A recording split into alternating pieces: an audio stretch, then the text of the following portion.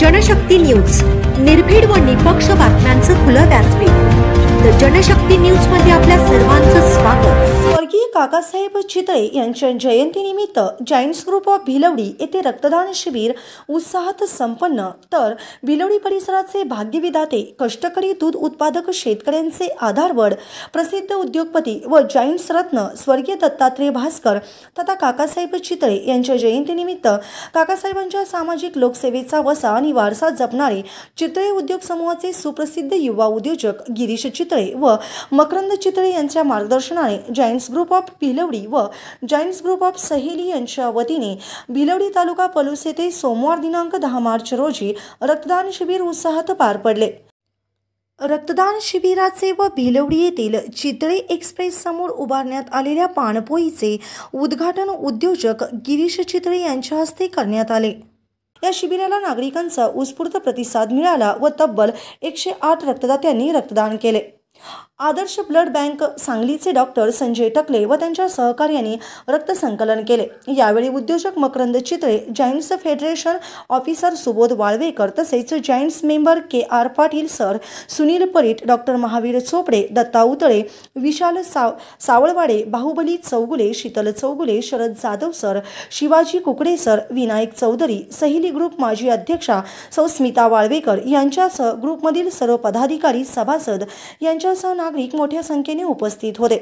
तसेच सायंकाळी Chitale dairy campus Bhilwadi station येथे गिरीश चितळे, मकरंद चितळे आणि चितळे परिवार यांच्या मार्गदर्शनाखाली काकासाहेब चितळे फाउंडेशनच्या वतीने भारतीय शास्त्रीय गायनात ज्यांचे एक अविभाज्य असे स्थान आहे असे जयपूर घराण्याचे शास्त्रीय गायक पंडित रघुनंदन पणशीकर यांच्या शास्त्रीय संगीताचा व गुरुकुल संगीत विद्यालयाची विद्यार्थिनी गायिका अनुष्का साने यांचा सुगम संगीत असा शास्त्रीय ते सुगम संगीताच्या मैफिलीचा कार्यक्रम पार पडला। संगीताचार्य पंडित द.वी. काणेबुवा प्रतिष्ठान संचलित गुरुकुल संगीत विद्यालय सांगली यांनी या कार्यक्रमाचे नियोजन केले होते। आदरणीय स्वर्गीय काकासाहेब चितळे यांची आज जयंती साजरी होती आहे। खरं तर आपला प्रचंड असा दुग्ध व्यवसाय असताना सुद्धा परंतु आपल्याकडे जे काही आहे ते म्हणजे ज्ञान, सामाजिक कार्य करण्याची आवड, समाजातील तळागाळातील गरजू लोकांना त्याचा उपयोग व्हावा, हा काकासाहेबांचा दृष्टिकोन अत्यंत महत्त्वाचा। सन 1990च्या दशकामध्ये भिलवडी परिसरामध्ये सेवाभावी संस्था, सामाजिक मंडळं अत्यंत कमी प्रमाणात होती। सण उत्सव यांचं स्वरूप मर्यादित स्वरूपाचं होतं। अशा परिस्थितीमध्ये भिलवडीसारख्या ग्रामीण भागामध्ये सन 1994 साली जायंट्स ग्रुप ऑफ भिलवडीची स्थापना करण्यात आली। यामध्ये स्वर्गीय काकासाहेब चितळे अध्यक्ष म्हणून त्यांनी या अध्यक्षपदाची धुरा सांभाळलेली होती। यामध्ये प्रामुख्याने डॉक्टर S.B. वाळवेकर, स्वर्गीय चिंतामणी जोग सर, आदरणीय रघुनाथराव देसाई, कविवर्य प्राध्यापक सुभाष कवडे सर आणि अनेक सामाजिक आणि शैक्षणिक क्षेत्रातील मान्यवरांनी यावेळेला निरपेक्ष वृत्तीनं काम केलं। 1994 ते 1998 या कालावधीमध्ये स्वर्गीय काकासाहेब अध्यक्षपद काकासाहेबांनी भोजवलेलं होतं आणि याच काळामध्ये जायंट्स ग्रुपनं घेतलेली भरारी आज कायम आहे। प्राप्त परिस्थितीचा अभ्यास केला, आजच्या परिस्थितीचा अभ्यास केला तर भिलवडी परिसरामध्ये जागतिक पातळीवरील काम करत असलेल्या जायंट्स ग्रुपची स्थापना करणं त्यावेळेला खूप अवघड काम होतं। रक्तदान आणि नेत्रदान याविषयी समाजामध्ये अज्ञान आणि गैरसमज होते, परंतु त्यावेळेच्या परिस्थितीत जायंट्स ग्रुपनं केलेलं काम भिलवडी परिसराचं नाव पश्चिम महाराष्ट्रामध्ये अग्रेसर झालं।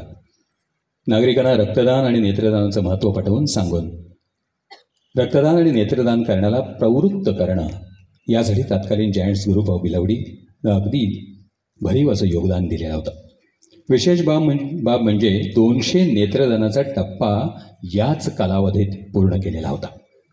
नेत्रदान केल्यामुळं अनेकांना नवी दृष्टी मिळाली, जीवनातील अंधार नाहीसा झाला।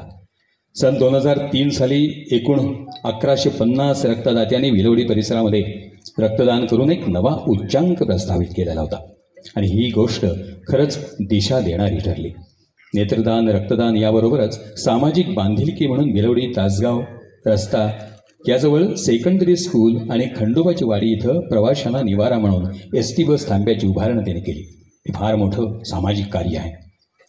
सामाजिक उपक्रम राबवत असतानाच डॉक्टर सतीश बापट, डॉक्टर स्वर्गीय A.D. पाटील, आदरणीय सुभाषचंद्र जवर इत्यादी जायंट्स ग्रुप आणि आष्टा या सगळ्यांनी मोठ्या प्रमाणात त्यावेळेला मार्गदर्शन केलेलं होतं. भारत देशातील जायंट्स चळवळीमध्ये भिलवडी जायंट्सनी भरीव असं कार्य केलं. आजही आदरणीय गिरीश चितळे सर, आदरणीय काकासाहेबांच्या सामाजिक कार्याचा वसा आणि वारसा तितक्याच ताकदीनं सांभाळताना आपण सगळेजण पाहतो आणि त्याला पश्चिम महाराष्ट्रामध्ये प्रचंड असा प्रतिसाद मिळतो आहे. आज रक्तदान करणं ही काळाची गरज आहे. आपण रक्तदान केलं तर त्याचा उपयोग रुग्णांना होणार आहे. आज रक्तदान हे इतर सगळ्या दानापेक्षा श्रेष्ठ मानलं जातं. आज पश्चिम महाराष्ट्रामध्ये राज्यात रक्ताचा तुटवडा जाणवायला लागलेला आहे. जसा उन्हाळा वाढतो तसं रक्त कमी पडायला लागतं असं आपण नेहमीच सगळीकडे पाहतो. स्वर्गीय काकासाहेब चितळे यांची आज जयंती साजरी होती आणि त्यानिमित्तानं भिलवडीमधल्या एका गल्लीमध्ये, पाटील गल्लीमध्ये जानकीबाई चितळे सभागृहामध्ये रक्तदान शिबिर आयोजित केलेलं होतं आणि सांगायला आनंद वाटतो. आज या रक्तदान कार्यक्रम जायंट्स ग्रुप भिलवडी आणि सहेली जायंट्सने आयोजित केलेलं होतं आणि सांगायला आनंद वाटतो की यामध्ये 108 पेक्षा जास्त रक्तदात्यांनी रक्तदान केलेलं आहे. मंडळी, जीवन संगीत इतकं सहज, सोपं आणि सरळ नसतं याची जाणीव आपणा सगळ्यांनाच आहे. हे जीवन संगीत सुगम आणि सुरेल करण्यासाठी रियाजाची जरुरी असते आणि आजचा हा कार्यक्रमसुद्धा तशा अर्थानं, त्या अर्थानं एक रियाजच आहे असं म्हणायला हरकत नाही. आणि या रियाजामुळं आपल्या सगळ्यांचं जीवन संगीत, जीवन गाणे सुश्राव्य होईल. मधुबन खुशबू देता है, सागर सावन देता है, जीना उसका जीना है जो जिसको आवरों को आनंद देता है, असं थोडंसं त्या ओळीमध्ये बदल करून म्हणावंसं वाटतं. कारण काकासाहेब सगळ्यांना आनंद देणारे आहेत. अशा सगळ्यांना आनंद देणाऱ्या काकासाहेबांच्या मार्गदर्शनाखाली अनेक गोष्टी, अनेक उपक्रम घडत गेले आणि त्याचा रियाज म्हणून आज खरं तर रक्तदान शिबिर आहे झालं असं म्हणायला काही हरकत नाही. दुसऱ्याला आनंद देत राहणं यालाच खरं तर जीवन असं म्हणतात आणि ही कला सगळ्यांनाच आत्मसात करता आली पाहिजे. खरं तर मंडळी, आयुष्य ही बासरी आहे, ती जवळ घेता आली पाहिजे. आपलेच ओठ, आपले श्वास फक्त ती सुरात लावता आली पाहिजे, तरच त्याला आपण जीवन किंवा जीवन संगीत असं म्हणतो. मंडळी, आज इथं उपस्थित असणाऱ्या आपणा सगळ्यांचं स्वागत करताना आम्हाला सगळ्यांनाच अतिशय आनंद होतोय. श्रीमती सुनीता चितळे काकू या करतील.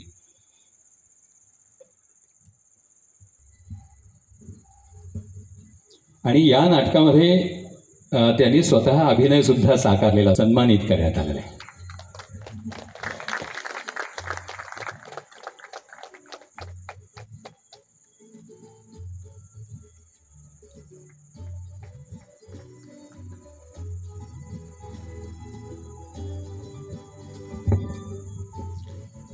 काकासाहेबांना ज्यांनी सावलीसारखी साथ दिली त्या श्रीमती सुनीता चितळे काकू यांच्या हस्ते पंडित रघुनंदन पणशीकर यांचा गौरव होतोय, सत्कार होतोय. आजच्या या कार्यक्रमामध्ये त्यांचं स्वागत होतंय. काकासाहेबांच्या 83व्या जयंतीनिमित्त आज आपण हा एक कार्यक्रम पुष्पांजलीचा घेत आहोत.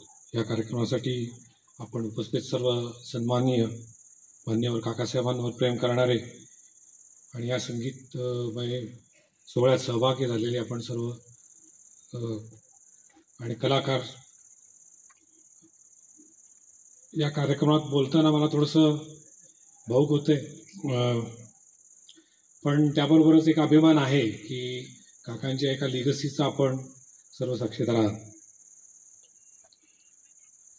सर्वप्रथम मी या कार्यक्रमाला उपस्थित राहून आपण जे काकासाहेबांच्या प्रती आत्मीयता व्यक्त करणाऱ्या या सर्व मान्यवर हितचिंतकांचं आणि सर्व परिवारातील सदस्यांचं स्वागत करतो. कार्यक्रमाचं उत्तम नियोजन करणारे संगीताचार्य पंडित द.वी. काणेबुवा प्रतिष्ठानच्या गुरुकुल संगीत विद्यालयाचेही धन्यवाद व्यक्त करतो की अतिशय चांगलं नियोजन तिने आम्हाला करून दिलेलं आहे. आज ही संगीतमय संध्याकाळ त्याची सुरुवात अनुष्काने केली आणि अतिशय चांगली सुरुवात तिने केलेली आहे. गुरुकुलाचं हे पाखरू आता भरारी घेण्यासाठी पुढं जातं आहे आणि फार चांगलं काम त्या करतायत सगळे गुरुकुलाचे शिष्य. त्याबरोबरच आता मुख्य कार्यक्रमाला मान्य रघुनंदनजी पणशीकर यांचा कार्यक्रम होणार आहे. तर त्यांनाही मी स्वागत करतो त्यांचं आणि धन्यवाद व्यक्त करतो की आपण आलात. चितळे उद्योग हा केवळ व्यवसाय नाही तर त्यामागे सामाजिक भान असलेली एक चळवळ आहे. आमचे आजोबा बाबासाहेबांनी लावलेले रोपटे नानासाहेब व स्वर्गीय काकासाहेब यांनी आपल्या कर्तृत्वाने एका भव्य वटवृक्षात त्याचं रूपांतरित केलं. या प्रवासात त्यांना स्वर्गीय भाऊसाहेब राजाभाऊ यांचे मार्गदर्शन आणि इतर सर्व भावंडांचं पाठबळ मिळालं. आज हा उद्योग चौथ्या पिढीकडूनही वाढवला जातो आहे. या संपूर्ण प्रवासात सामाजिक मूल्यांचे भान आम्ही कायम ठेवले आहे हे मी मुद्दामून इथे विशेष नमूद करतो. काकासाहेबांचे कार्य पुढे नेण्यासाठी व व्यावसायिक मूल्यांची निष्ठा राखत काकासाहेब चितळे फाउंडेशनच्या मार्फत काही महत्त्वाचे उपक्रम लवकरच आम्ही सुरू करीत आहोत. त्यामध्ये सर्वप्रथम शेतकऱ्यांसाठी नव्या बाजारपेठा उपलब्ध करून देण्याचा उपक्रम विलोडी ग्रेप ग्रोथ सोसायटीच्या माध्यमातून आणि इतर संस्थांच्या माध्यमातून आधुनिक पॅकेजिंग व सुविधा निर्माण करणे यासाठीची 17-18 तारखेला मार्चच्या विलोडी ते पहिली कार्यशाळा केळी पीक या संदर्भात घेणार आहोत.